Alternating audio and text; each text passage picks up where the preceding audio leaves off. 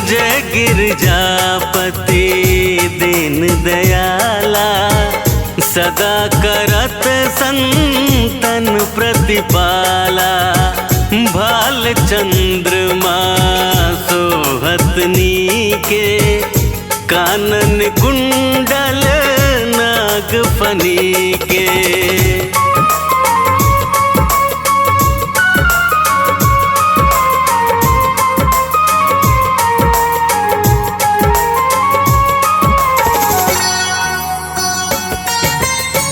अंग गौर शिर गंग बहाए, मुंड माल तन छार लगाए।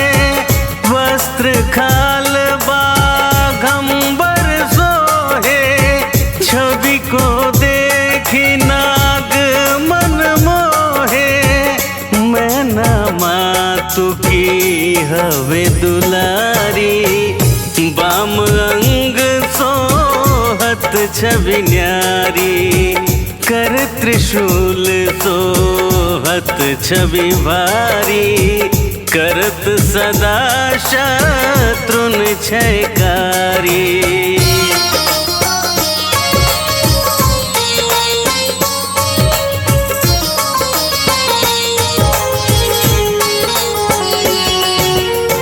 नंदी गणेश सोहे तह कैसे, सागर मध्य कमल है जैसे। कार्तिक श्याम और गणराऊ, या छवि को कहीं जात न काऊ। देवन जब ही जाय पुकारा, तब ही दुख प्रभु आप निवारा। किया उपद्रव तारक भारी, देवन सब मिली तुम ही जुहारी।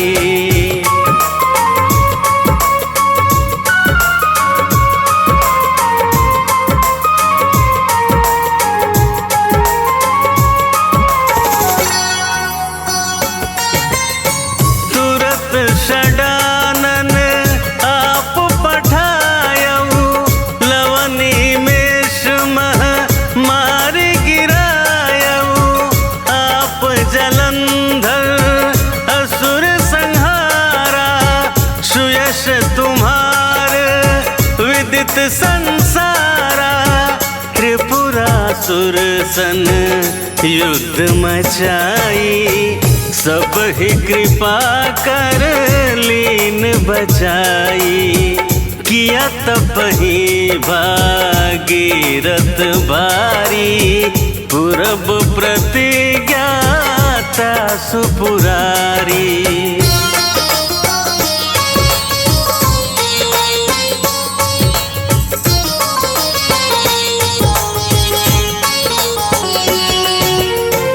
दानिन मह तुम समको नाही, सेवक स्तुति करत सदा ही। वेद नाम महिमा तव गाई, अकथ अनादि भेद नहीं पाई। प्रकटि उदधि मंथन में ज्वाला, जरत सुरासुर भय विहाला। किन्हीं दया तह करी सहाई, नीलकंठ तब नाम कहाई।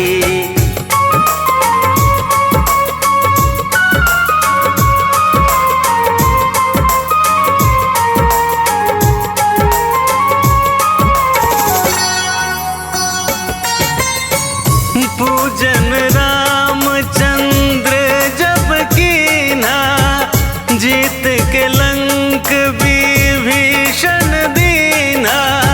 सहस कमल में हो रहे धारी, किन परीक्षा तब ही पुरारी। एक कमल प्रभु राखे जोई, कमल नयन जन चह सोई। कठिन भक्ति देखी प्रभु शंकर, भय प्रसन्न दिए इच्छित वर।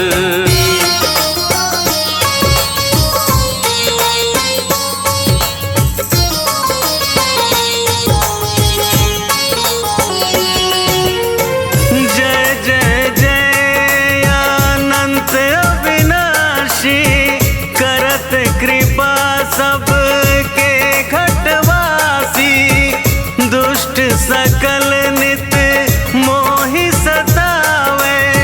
भ्रमत रहो मोहि चैन न आवे। त्राहि त्राहि में नाथ पुकारो, यही अवसर मोहि आन उबारो।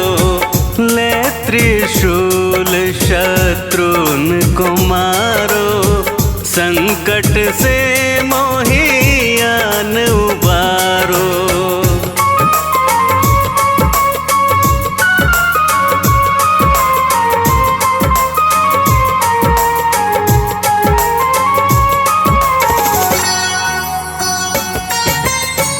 मात पिता भ्राता सब होई, संकट में पूछत नहीं कोई।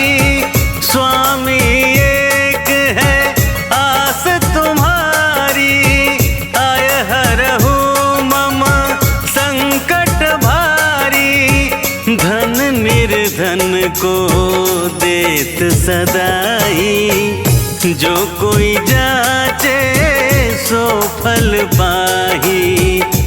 स्तुति कही विधि करे तुम्हारी, क्षमहु नाथ अब चूक हमारी।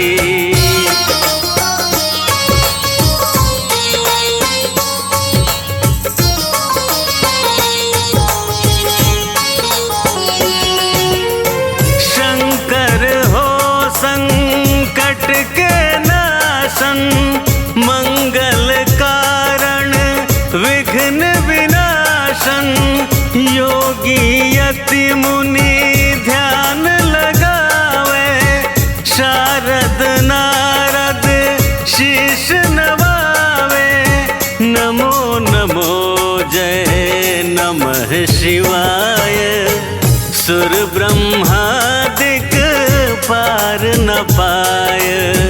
जो यह पाठ करे मन लाई, तापर होत है शंभु साई।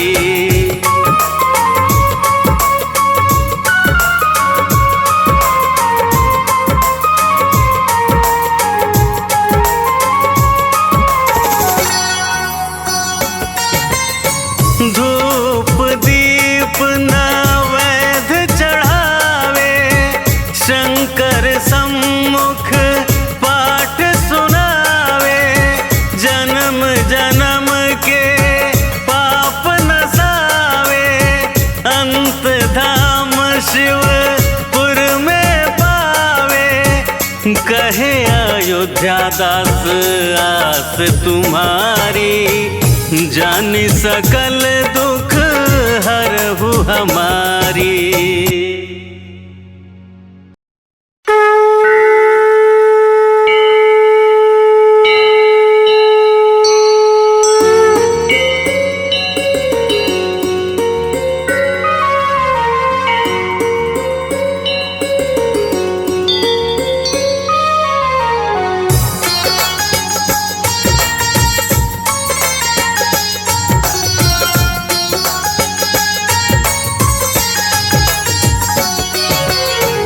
जय गिरजापति दीन दयाला, सदा करत संतन प्रतिपाला। भाल चंद्रमा सोहत नीके, कानन कुंडल नाग फनी के।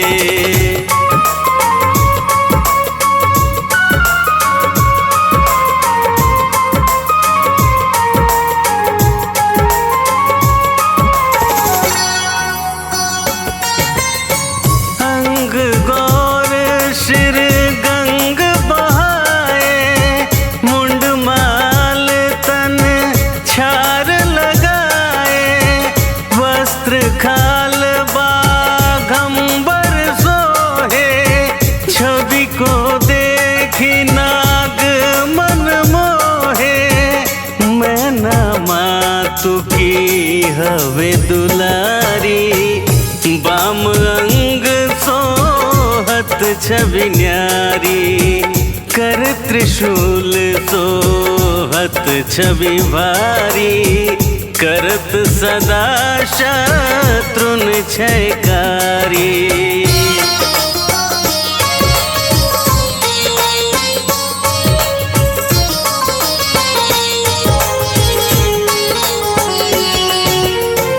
नंदी गणेश सोहे तह कैसे, सागर मध्य कमल है जैसे, कार्तिक श्याम और गणराऊ, या छवि को कहीं जात न काऊ। देवन जब ही जाय पुकारा, तब ही दुख प्रभु आप निवारा। किया उपद्रव तारक भारी, देवन सब मिली तुम ही जुहारी।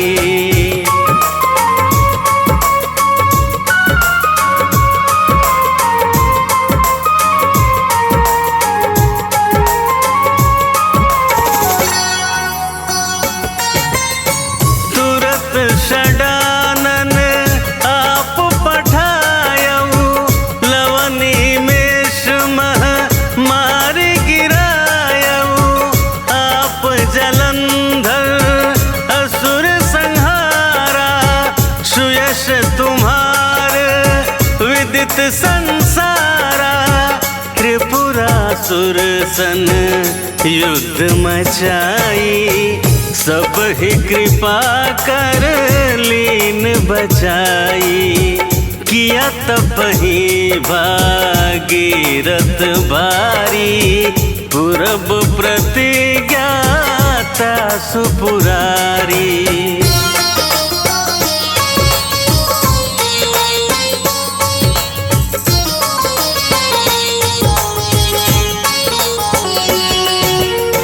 दानिन मह तुम समको नाही, सेवक स्तुति करत सदाही। वेद नाम महिमा तव गाई, अकथ अनादि भेद नहीं पाई। प्रकटि उदधि मंथन में ज्वाला, जरत सुरासुर भय विहाला। किन्हीं दया तह करी सहाई, नीलकंठ तब नाम कहाई।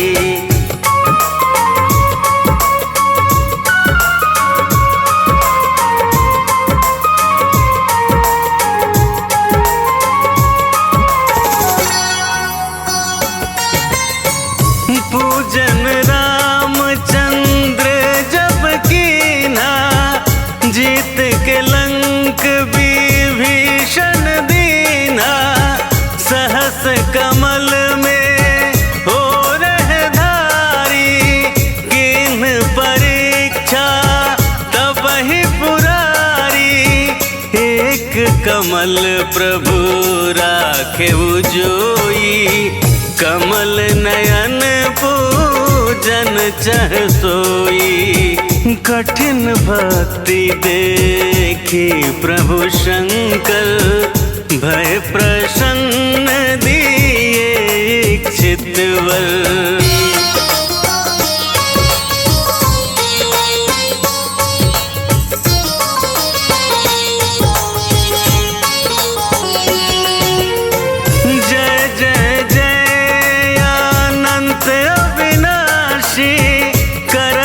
कृपा सबके घटवासी, दुष्ट सकल नित मोहि सतावे।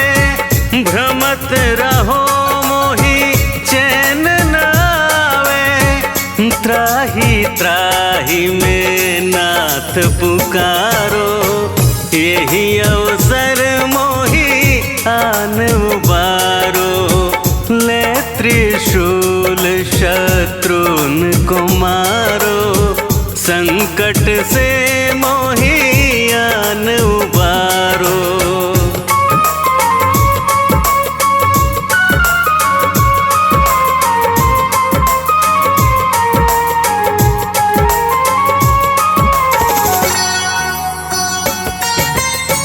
मात पिता भ्राता सब होई, संकट में पूछत नहीं कोई।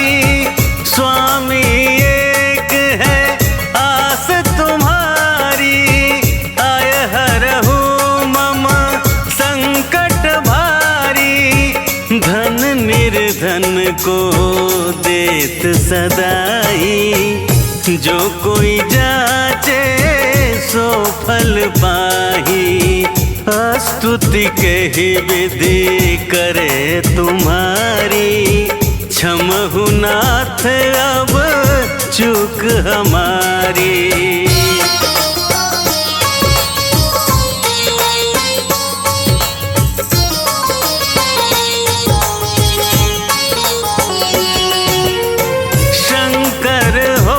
संकट के नाशन, मंगल कारण विघ्न विनाशन। योगी यति मुनि ध्यान लगावे, शारद नारद शीश नवावे। नमो नमो जय नमः शिवाय, सुर ब्रह्मादिक पार न पाय। जो यह पाठ करे मन लाई, तापर होत है शंभु साई।